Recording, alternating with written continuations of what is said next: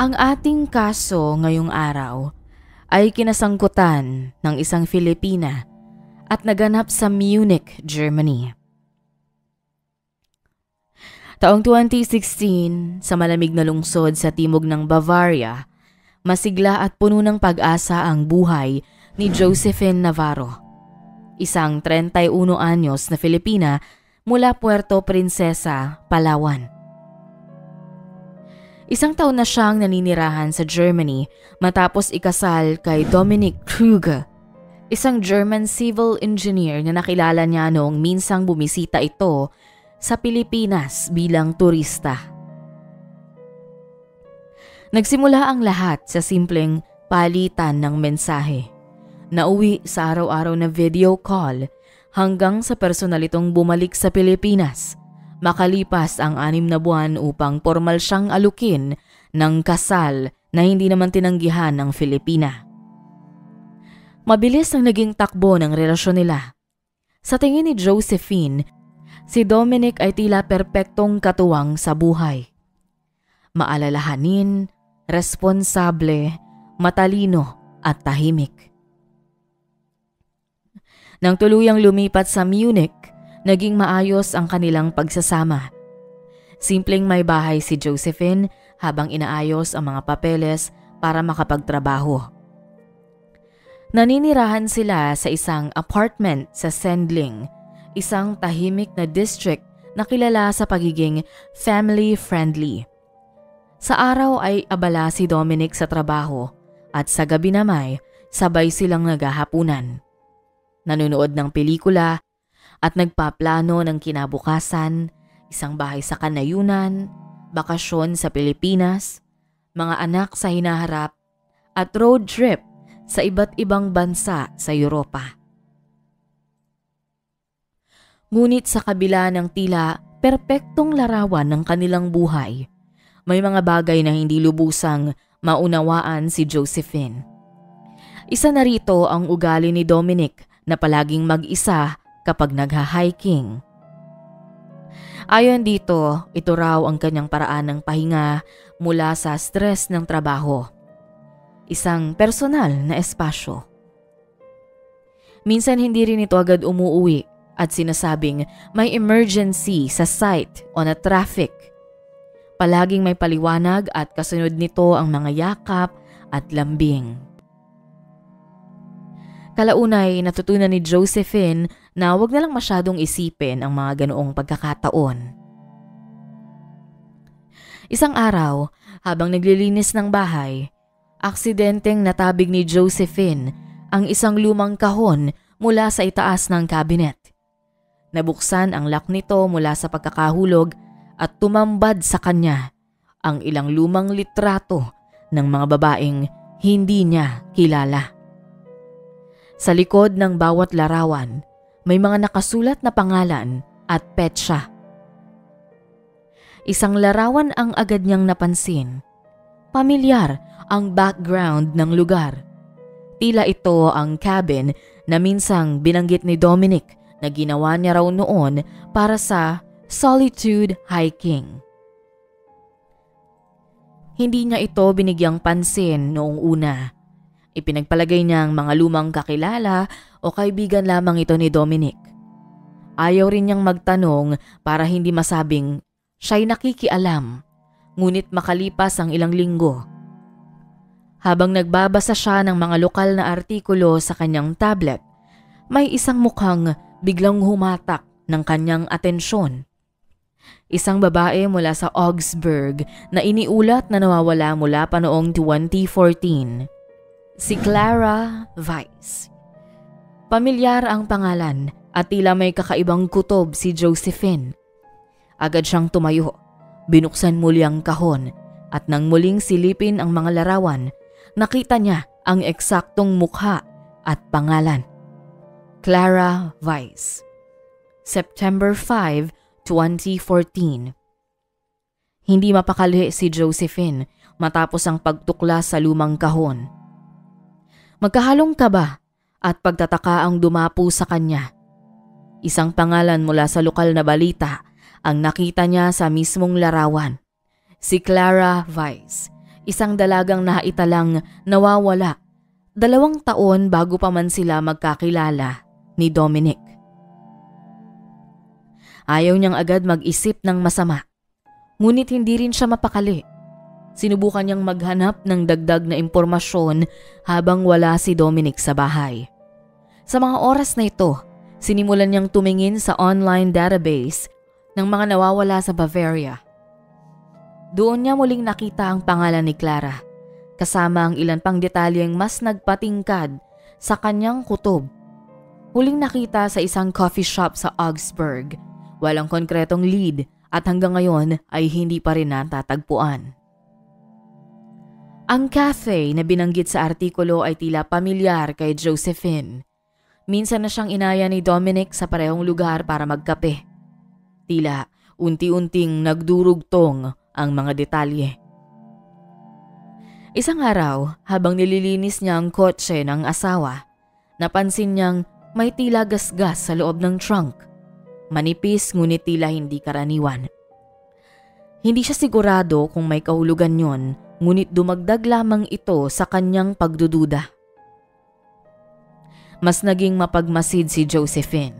Isang gabi, habang nagpapanggap na natutulog, naramdaman niya ang mahinang yabag ni Dominic mula sa sala. Mula sa siwang ng hagdan, nasilayan niya itong binubuksan ang isang bahagi ng study room at may kinuhang envelope mula sa isang lihim na compartment. Kinabukasan, habang nasa trabaho ang asawa, marahang binuksan ni Josephine ang kahon sa parehong lugar. Doon niya nakita ang envelope na may laman na ilang passport at ID cards. Lahat ay larawan ni Dominic, ngunit magkakaibang pangalan ang nakalagay. Tila formal ang pagkakagawa ng mga ito, ngunit labis ang kanyang pagtataka. Bakit kailangan ng asawa niya ng iba't ibang identity? Ayaw niyang magpadalos-dalos, ngunit malinaw sa kanya na kailangan niya ng tulong. Sa araw ding yon, nagpanggap siyang pupunta sa butika, ngunit sa halip ay nagtungo siya sa pinakamalapit na istasyon ng pulisya sa Sendling West Park. Maingat siyang lumapit sa isang babaeng opisyal at sinabi lamang na may ilang tanong siyang nais itanong tungkol sa ilang pangalang nakita niya. Ang naging reaksyon ng pulis ay hindi niya inaasahan. Agad siyang inanyayahan sa loob ng opisina at tahimik na in-interview.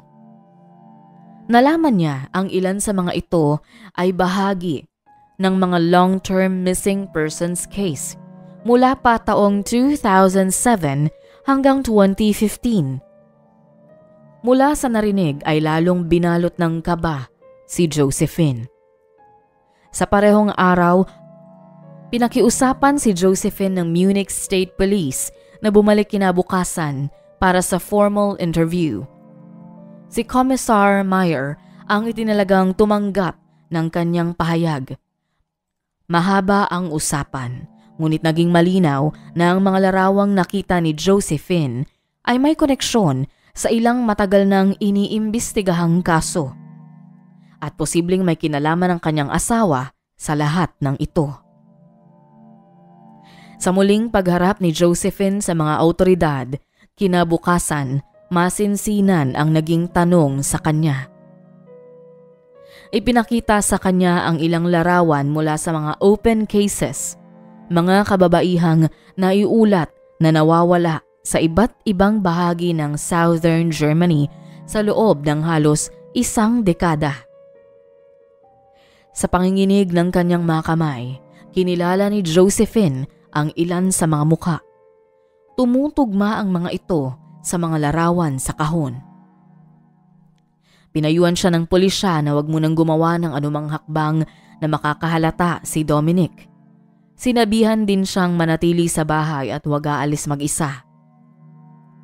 Sa loob ng ilang araw, nagsimulang magtalaga ng mga hindi unipormadong pulis sa paligid ng apartment para tiyaking ligtas siya at masubaybayan ang mga galaw ni Dominic. Pagkalipas ng 3 araw, sa bisa ng search warrant, tahimik na sinalakay ng mga awtoridad ang kanilang apartment. Wala si Dominic sa oras ng operasyon. Maingat na sinaliksik ang bawat sulok ng bahay.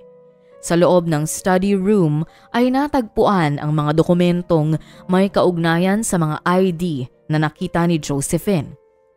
Lahat ay may mga inconsistencies sa impormasyong nakalagay at may koneksyon sa mga lugar kung saan may naitalang pagkawala ng mga kababaihan. Isinama si Josephine sa kustodiya para sa pansamantalang proteksyon habang patuloy ang investigasyon. Sa loob ng presinto, mahigpit ang pagbabantay. Hindi pa rin nahuhuli si Dominic, ngunit nagpalabas na ng opisyal na alerto ang Munich State Police. Habang nagpapatuloy ang pagsusuri sa mga ebidensya, sinuyo din ng mga operatiba ang cabin na dati nang binanggit ni Dominic kay Josephine. Matatagpuan ito sa gilid ng kagubatan malapit sa Königssee. Isang tahimik na lugar malayo sa kabihasnan, sa ilalim ng maingat at sistematikong paghahanap. Natagpuan ng mga investigador ang ilang personal na gamit ng mga babae na naiulat na nawawala. May mga damit, bag at ilang accessories na tumutugma sa mga items na dati ng bahagi ng mga case files. Nakita rin sa loob ng cabin ang ilang kasangkapang may mansa. Sa basement, may bahagi ng lupa na tila kamakailan lang ginalaw. Maingat na isinailalim. Sa pagsusuri ang lugar, natagpuan dito ang ilang biological material na agad isinailalim sa laboratory tests. Hindi pa nagbibigay ng pinal na pahayag ang mga awtoridad habang isinasagawa ang DNA analysis, ngunit itinuturing ito bilang mahalagang ebidensya. Habang tumatagal, lumalalim ang pangamba ni Josephine. Sa isip niya, hindi pa rin niya matanggap na ang lalaking pinakasalan niya ay posibleng sangkot sa serye ng pagkawala. Sa dami ng sandaling magkasama sila, ni minsan ay hindi siya nakaramdam ng pananakot. Ngunit ngayon, ibang klaseng takot at pagdududa ang bumabalot sa kanyang mundo. Dumating ang araw, matapos ang raid sa cabin, hindi pa rin nagpapakita si Dominic Kruger. Sa kabila ng mga pag-alerto at surveillance, hindi matunton ang kanyang kinaroroonan. Dahil dito, formal na siyang idineklarang wanted ng Munich State Police. Ipinakalat ang kanyang larawan sa mga pangunahing istasyon ng tren, airport at mga checkpoint sa border patungong Austria at Czech Republic. Ang Europol ay nabisuhan upang magsagawa ng inter-European coordination. Sa kabila ng tensyon, nanatili si Josephine sa ilalim ng pangangalaga ng mga awtoridad. Inilipat siya sa isang secured housing unit sa labas ng lungsod malapit sa Freising upang hindi madaling matunton ng sinuman. Isang gabi, habang nakaupo siya sa veranda ng shelter, napansin niya ang isang sasakyan na tila ilang minuto nang nakapark sa hindi kalayuan. Hindi ito pamilyar, hindi rin bumababa ang sakay. Nagtagal yon ng mahigit 30 minuto bago umalis. Nang sumunod na araw, nang suriin ng pulisya ang CCTV ng compound, nakita sa dashcam ng kalapit na sasakyan ang silweta ng isang lalaking may suot na cap. Bagaman hindi pa kumpirmado kung may pagkakahawig sa anyo ni Dominic. Nagdesisyon ang mga awtoridad na magsagawa ng mas aktibong estratehiya. Ginamit si Josephine bilang bahagi ng covert operation. Pinayuhan siyang magpadala ng mensahe gamit ang isang encrypted app na dati nang ginamit nila ni Dominic sa personal na komunikasyon. Layunin nitong matukoy ang lokasyon ni Dominic. Ilang araw ang lumipas bago siya nakatanggap ng sagot. Hindi direkta ang mensahe, Maikli lamang, ngunit puno ng babala. Hindi to lantaran, ngunit malinaw ang laman. Pinapayuhan si Josephine na itigil na ang pakikipag-ugnayan sa mga otoridad. Sa likod ng simpleng pahayag ay naroon ang bigat ng takot. Ipinasa ni Josephine ang impormasyon sa mga investigador. Sa tulong ng Digital Forensics Team, sinimulan ang pagsusuri sa pinagmulan ng signal. Gamit ang GPS intercepts at cell tower triangulation, natukoy ng mga otoridad na nanggaling ang signal malapit sa bayan ng Garmisch-Partenkirchen. Isang lugar na madalas puntahan ng mga hiker at dayuhang turista. Nagdesisyon ang mga pulis na maglunsad ng silent operation sa loob ng 48 oras. Sa umaga ng operasyon, isang lumang inn sa gilid ng Garmisch-Partenkirchen ang sinuyod ng mga otoridad. Ayon sa tracking data, ito ang huling pinagmulan ng mensaheng natanggap ni Josephine. Sa tahimik na hallway ng inn, ilang undercover agents ang nagkunwaring turista habang ang iba namay nakapwesto sa labas. Hindi nagtagal, natukoy ang kwarto kung saan posibleng naroroon si Dominic Kruger.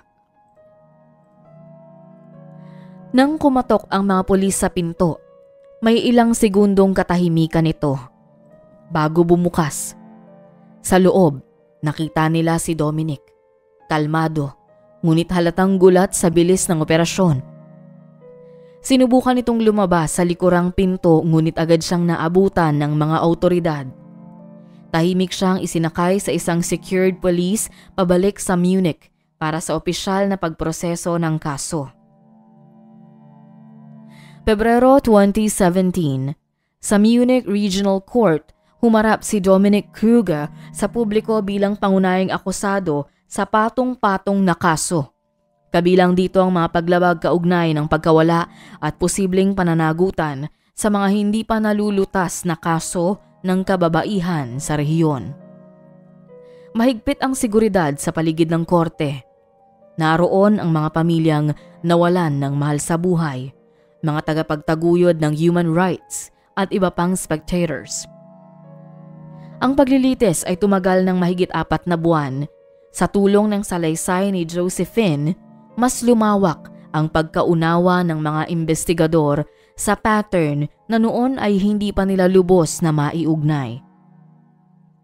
Mula sa mga litrato sa kahon, mga hiking destinations na iniuugnay sa mga petsa ng pagkawala, hanggang sa cabin na puno ng indikasyon ng matagal ng aktibidad. Isa-isang inilahad ni Josephine ang mga bagay na noon ay tila hindi niya binigyang halaga.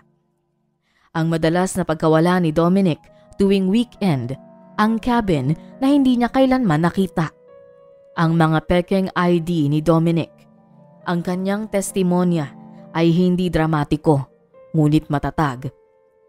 Sa bawat salitang binigkas, ramdam ng lahat sa korte ang bigat ng pagpili niyang magsalita. Kahit pa ang kapalit nito ay ang pagkawasak ng sariling kasal. Sa loob ng courtroom, bihirang magsalita si Dominic. Tahimik lang siyang nakaupo, nakatingin sa kawalan.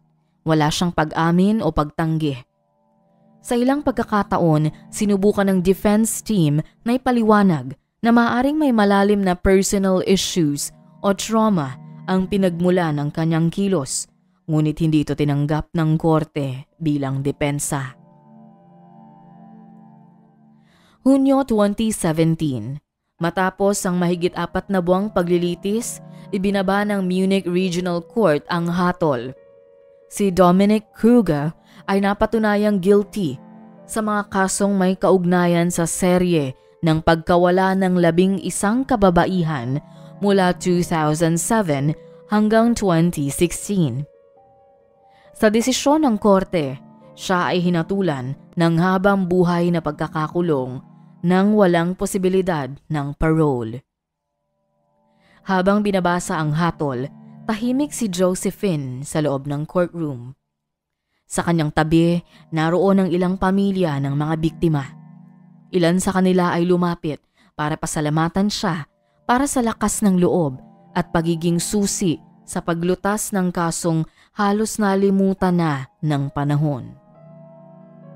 Ayon sa mga international investigators, si Dominic ay posibleng sangkot din sa 2 kaso sa Czech Republic at Austria. Parehong may pagkakahalintulad sa modus ng pagkawala. Habang sinusundan ito ng mga autoridad na natiling tahimik ang akusado, wala siyang naging opisyal na pahayag hanggang sa huling araw ng paglilitis. Pagkatapos ng pagdinig, pinayagan si Josephine na umuwi ng Pilipinas. Tahimik ang kanyang naging pag-alis. Pagdating sa Palawan, ramdam niya ang sariwang hangin, simbolo ng bagong pagsisimula. Ito ang lugar na iniwan niya para makahanap ng pag-ibig. Ngunit hindi pag-ibig ang natagpuan niya, kundi mas higit pa. Ito ay ang katarungan at kapayapaan para sa iba. Isang mahalagang alaala na babaunin niya hanggang sa kanyang pagtanda.